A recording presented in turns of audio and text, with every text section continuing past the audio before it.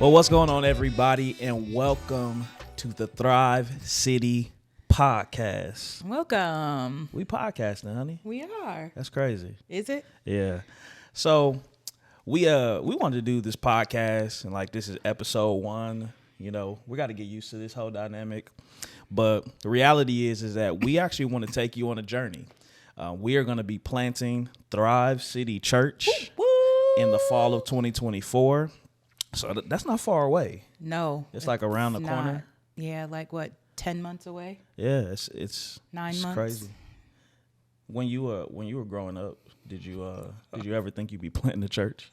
Never. Oh my gosh. What did you think you'd be doing? Ooh, I don't know. I think at one point I wanted to deliver babies. Like, I remember you told me that. Be an obstetrician. I would just throw up.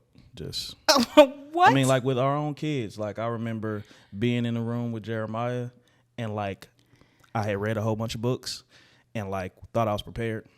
But then when I got into the room, I was like, why are there so many smells right now? And I just you asking the nurses, can you give me a mask? Can I get one of those? Y'all got an extra mask? So I don't. How did we even get there? I don't know. I said, did you think you'd be planting a church? Yeah. Yeah. So I always thought I would plant a church. Did you? No, I can't say that. I knew I was a pastor, and a part of the church we were a part of, like what they end up doing is assigning pastors to a church that's already established. So I kind of knew that was going to be the case, but planting a church, I don't know if I can say I expected to do that. Yeah. I thought you were going to say something real profound right there. Wasn't. Okay. So we're gonna be planting Thrive City Church in the West Valley of Phoenix, Arizona. And so we're super excited about this journey, and we want to take you on the journey because, you know, we've looked up a lot of information about like people who plant churches, and one thing I can't say that I've seen a lot of is someone document the whole journey. Yeah. Of like what it's like to be a part of it, the ups and downs of it. This ain't our first rodeo. We planted a church some years back when we lived in California. So that church went for about 4 years, and then the Lord led us in a different direction. Podcast coming soon to tell that whole story. But yeah, we understand that there's work, there's challenges, there's ups and downs, there's funding that's going to be fun. There's a whole bunch of stuff that goes into planting a church. And so we just kind of wanted to come through and tell you kind of what we were doing and then give you a little bit about who we are as individuals. Like I said, my name is Greg, and my lovely co-host, the Fabtacular, the Amazing, not to be compared, the one in a million. P. Reed, come on, prophetess. Wow. No, just Sarita's good. Sarita's good. Yeah.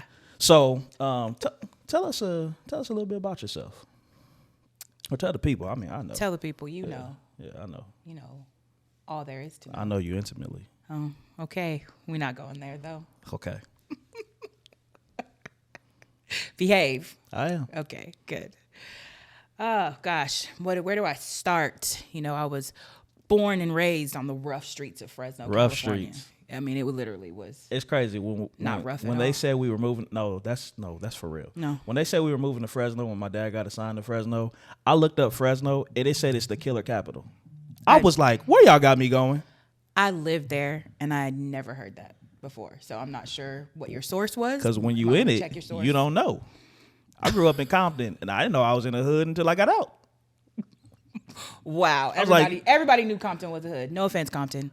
No offense, Compton. We're praying for you. Just saying. But no, for real, like there were shootings down the street, and I just thought that was like normal. Like, oh, like shoot me everywhere. Got it. Yeah. But you from Fresno? Yep. So from Fresno, born and raised there. We actually, when I was about 5, maybe 4 or 5 years old, we moved away. Moved down to the coast. San Luis Obispo. Actually lived in Grover City. Not many people know what that is. They have no clue. It's actually called Grover Beach now too, though. Even changed the name. Yeah. I think Grover Beach sounded better. Do you think if we named the church Thrive Beach instead of Thrive City, that more people will come? Not at all. Okay. Not because there's no beaches in Phoenix, so that's true. Wouldn't work. That's true. If we did an indoor beach, I'm just never mind. Just keep going. Keep going. You asked earlier when you asked a question about, would I have thought I would have ever planted a church? And see, like, what do they call them? The people that only go to church on certain, like the CME Christian, where it's like Christmas, Mother's Day, and Easter. Yeah. I wasn't even the CME Christian. I was more like the CE Christian, like Christmas and Easter. Yeah. And the only reason I went was because my grandma took me. Oh, Faji. Faji. Yeah. Great memory. Great memory. Only reason, I don't even know if it was just her too, like, had cousins and stuff that went to church, so that was why I went. But when we lived on the coast, I was in this group called Awanas, though. So I did have somewhat of like a... Was that like Christian Hawaiians? Not at all. Oh. No. It was actually a kids group, and they had like different levels. It was like Sparkies, and I don't remember all the names of them, but you learned like the Bible. You had like to have memory verses and stuff like that. And it was like weekday nights. It was like a little kids Bible study group thing. So I did have somewhat of a church background, but if you would have went back in time and told like my 16-year-old self that I was going to plant a church, I would have thought you were an alien. I believe in aliens, just FYI. The Bible does speak of aliens as well, so theologically I have a case.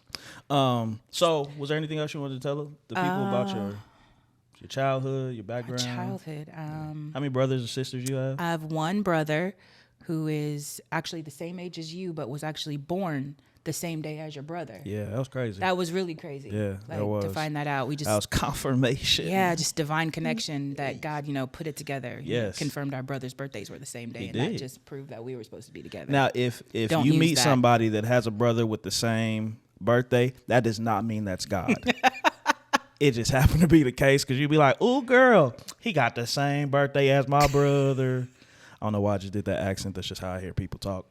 But anything else? Like, I don't know. I went to Fresno State for a year. Bulldogs. Yep, that was great. Yep, not sure. I don't know. What else do you want to know about me? What else do you think the people want to know about me? I don't know. Like, what do you do for fun? Eat. I mean, she's not lying, guys. I cook and eat. Let me eat. add to that. I cook and eat. Here's the thing: as a newlywed, and we've been married for 18 years, friends for 19 at this point. But when we first got married, I would do like dumb stuff, and this is why it's dumb. Was because I would go into the kitchen hungry and make a sandwich. This is what I used to be doing as a single person. She come into the kitchen. And she would make this delicious hors d'oeuvre, sprinkle some stuff on it with a filet and I'm like, wait, if you knew you was gonna make that, why you let me make a sandwich? She said I wasn't hungry when you was hungry. So now, whenever I get hungry, you know what I ask? What you making? And I go in the kitchen and make a sandwich. It's crazy. It's crazy. This is marriage. Guys. Well, a little bit about myself. I was born in California on the mean streets of Compton. No, I actually am from Glendora, which is about 30 miles away from Compton. But I went to school, elementary school in Compton. We moved around a lot. My dad was a pastor in the CME church. Does not stand for Christmas, Mother's Day, and Easter. Christian Methodist Episcopal is what it stands for. And so my dad, their assignments are like they can get 1 year assignments. So you could be at a church for 1 year. My dad was kind of like a fixer-upper, so they sent him to a church that was like struggling. He would get giving up. He would get like attendance up, create systems, and then they ship him off to another place. Usually it was somewhere out of the state. So I've lived on a lot of the West Coast states. So I moved around a lot. Hated it as a kid, but as I got older, I understood why it was kind of a necessary component, how all things do work together for your good, because I ended up being a communicator for different kinds of people. And so I've lived in places that were, predominantly African-American, predominantly Hispanic, predominantly Caucasian. And so I can I'm okay with having conversations with just about anybody. And I think that is a result of moving around so much when I was a kid. So once I got to the point where we're going to college, I went to Fresno Pacific. And I was there for about a year. And I really didn't like school per se. We were just having this conversation yesterday. I was a good student. 3.5 GPA, but I didn't really put a lot of effort into school. And I got a 3.5. I was really good at test taking, and really good at making up work. And not making up work. yeah, just kids, if you're watching, this is not the way to go. Don't use him as an example. If I would have applied myself more, I don't know where I'd be right now. But didn't really like school. So when I went to college, I was there for a year. Crazy stuff happened. Probably we'll talk about that in another podcast as well. But ended up meeting in Fresno the best thing that has happened to me. Aw. The gift that keeps on giving. You are the thing I thank God for the most. Just wanted to make sure you made that clear. Yeah. Because you met a lot of people. I have. Yeah. I've met a lot of people, but none like you. Oh. How sweet. Yeah. Yeah. See those brownie points, guys? Take notes. So we met. I had a friend who played the drums for her church. Oh, we telling that story. No, I mean, we're not going to go into detail. Oh, because you don't want to talk about how you had no game whatsoever. So we're going to move on. We could tell that story a little bit later, maybe during the relationship month that we're talking about having coming up this year. We could tell our story, but we met, and I'm the best thing that's ever happened to her. And she'll tell you, she'll testify. Come on, testify. Next to Jesus. Next to Jesus, G. And food. Wow. Sorry. I just moved down to third, guys. I went from best thing to, Jesus and food. I'll take Jesus. I mean, he's Jesus. But food? But there are times like when she eats and the expression she has when she eats, I'd be like, you don't even make that face. You don't make that face when you're with me. Yeah. And she's like, it's different. And then I just have to go and cry in the room and ask the Lord to heal my wounds. Wow. But we met in church, and, we'll tell the full story of that whole situation. But we've been married for 18 years, friends for 19 years. We have 4 kids together. 4 boys. Boys. I'm the only girl. She's the only girl. And I'm trying to get a dog and have it be a female, so there'd be 2 girls. But she don't want a dog because we just bought a house, and she doesn't want the hair all over the place. Yeah. And she doesn't want to have to take care of the dog. Yep. All facts. All facts. Don't come for me. Don't come for me. Yeah. I mean, we love animals. We do. We just love animals in other people's house. Right. Yeah. That's pretty accurate. So accurate. When we got married, where did we move to? When we got married, we moved to the Bay Area. Mm-hmm. Specifically, we moved to Antioch, California. Yep. We so churchy. We are. That's we crazy. moved to a city that was in the Bible. All our kids have biblical names. They're Isaiah, Jeremiah, Elijah, Josiah, 3 prophets, 1 king. The youngest always says, I'm the king of the bunch, which makes sense. But yeah, we have all biblical names, and we moved to Antioch. Yep. Yeah, that is churchy. But anyway, we moved to Antioch. There, we joined a ministry there.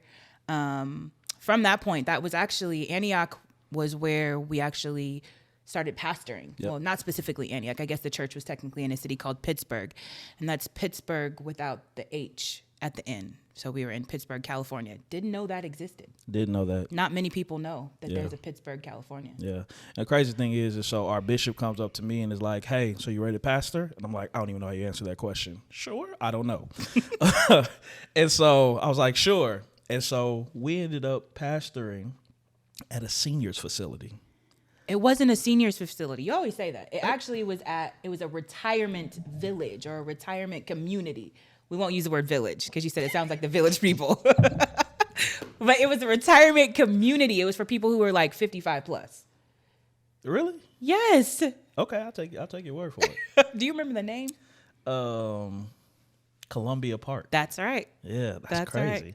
Columbia Park, and what's crazy is our youngest member was like 62.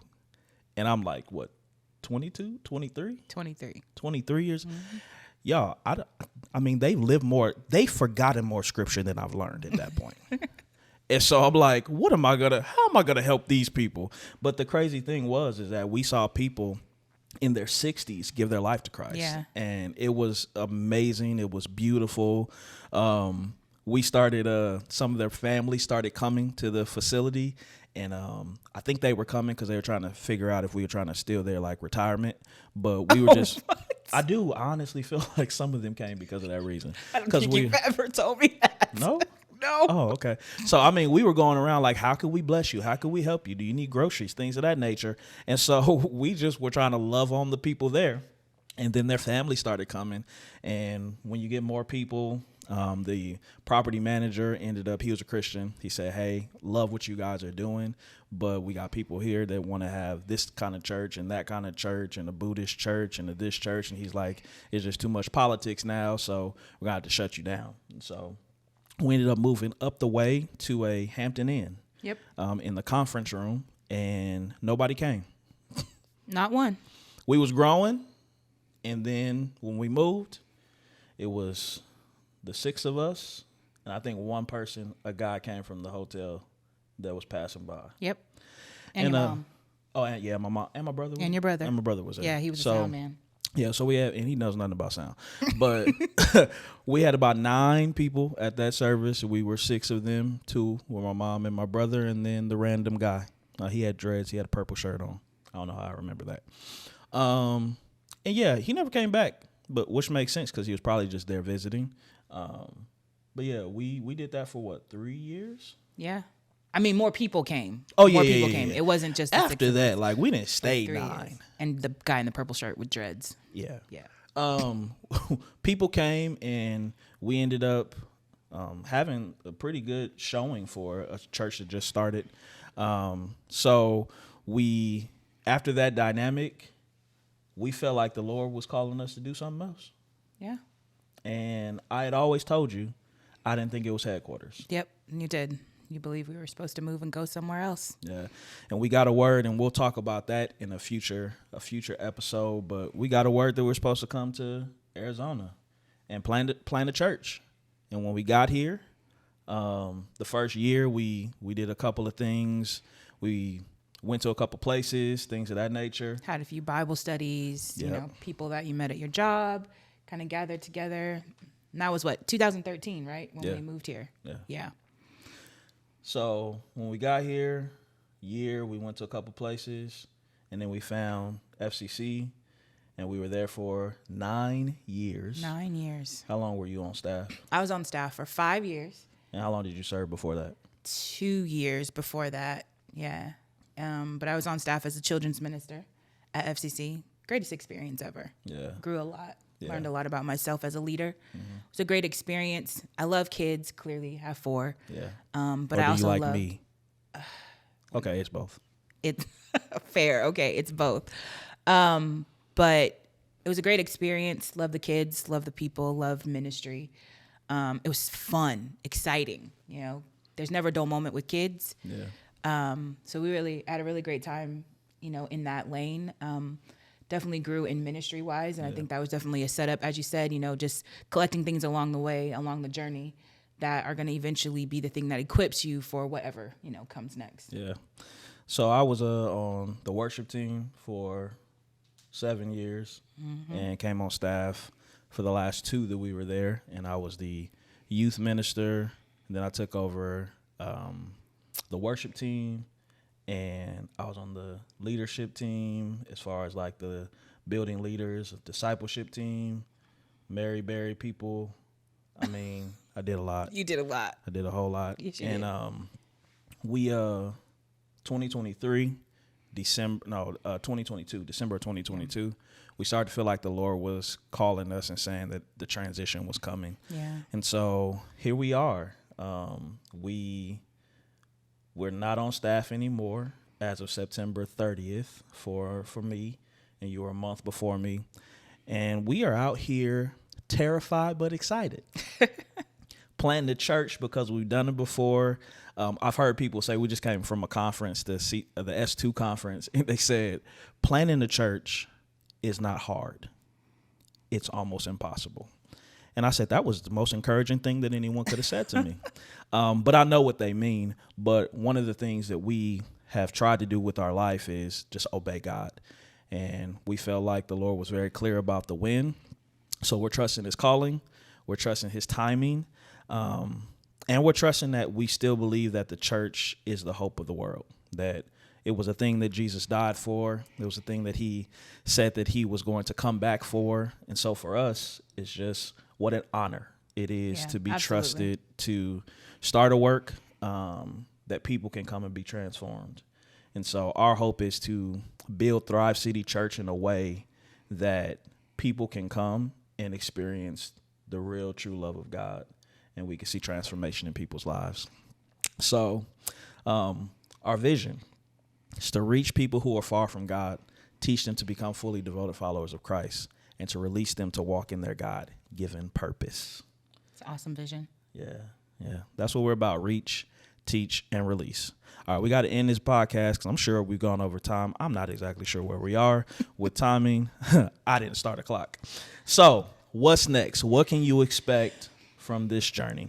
So the first thing that we want you to do is really, we've been planning. We have a team of people that have been planning and trying to create something that not just has a great name or it's a great thought, but actually planning what it looks like to not only plan a church, but to sustain a church. And create a great experience. Yeah, absolutely. We want you to have a great experience when you come to the house of God. Yeah. We don't think it's supposed to be something that's boring. We don't think it's supposed to be something that you have to tolerate or endure for the time that you're there. But it's something that when you leave, you're like, man, I'm ready to go take the world. Yeah.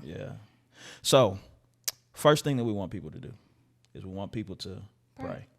Want you to pray. I want you to pray for us. Pray for God's supernatural hand to be on it. Pray that people who need to hear the message will get the message. I'm praying that the algorithm of everything that we do goes into the right places so the right people can see, because there's hope on the other side of someone just seeing something on a screen that gets them into a building that lets them experience the love of Jesus in a community of people. So would you partner with us and pray? We actually are going to be praying. I think by the time this episode comes out, the next day we'll start our fasting and prayer. 21 days of prayer and fasting. Yeah, and I don't know what you're doing yet. Oh. I'm doing a no chew fast. So in other words, if you never heard of that, it's just you don't chew nothing. So it's like you pretty much just have broth. You can have like water, tea, smoothies. Yeah. I'm saying that to defend myself because I think that's the direction I'm going to. So we just got to slide that in there. You doing the smoothie fast? I'm doing the no chew fast. No chew. Okay. Don't minimize mine. No, I'm not. I'm sorry. I apologize. Yeah. So pray. Please pray for us. Next thing we would say is just to follow us on all the social media platforms. I believe we'll have Instagram. We'll have Facebook, TikTok. Yeah. We'll eventually have a YouTube channel. Yeah. We'll have all that up for you guys to stay in the know of what's going on with Thrive City. Absolutely. Next thing is consider giving. It takes resources to be able to pull a church plan off.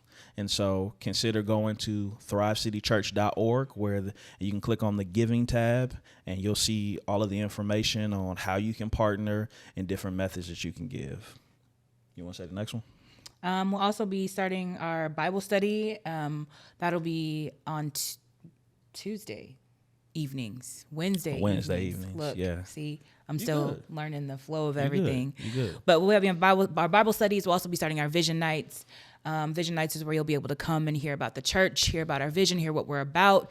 That will also lead into what we are going to also be having our launch team meetings where we have to build a team. We can't do this just the two of us. Cannot do it by ourselves. We need a team of people to come alongside us to fulfill the vision and to fulfill the call that God has for Thrive City Church in this community that we're in. Yeah. So those three things will be coming up starting in February. So keep a lookout. As we said, go to the website. You can also subscribe on the website so that you can keep up to date with the various things that we'll be doing as the months roll along. Absolutely.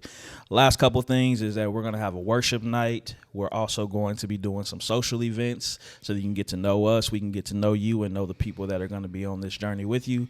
And the last thing we're asking, man, is would you share? Like, share the video. I feel like sharing doesn't take a whole lot. Like, just to share a reel, to share a post, to share a something. Just be a virtual evangelist and share it. You never know what your share could do for somebody's testimony. And so we ask that you would invite people. If you know someone who has a missional heart that wants to get involved with the church plant, send them our way. But we just want to thank you so much for going on this journey with us. This journey is better when you don't go alone. Yeah. When Better you go together. Yeah, it's better together. So we're going to be signing off. Thank you for joining us on the podcast today, because we don't believe that God designed or created you to just survive. We believe God created you to thrive. We love you. Love you guys.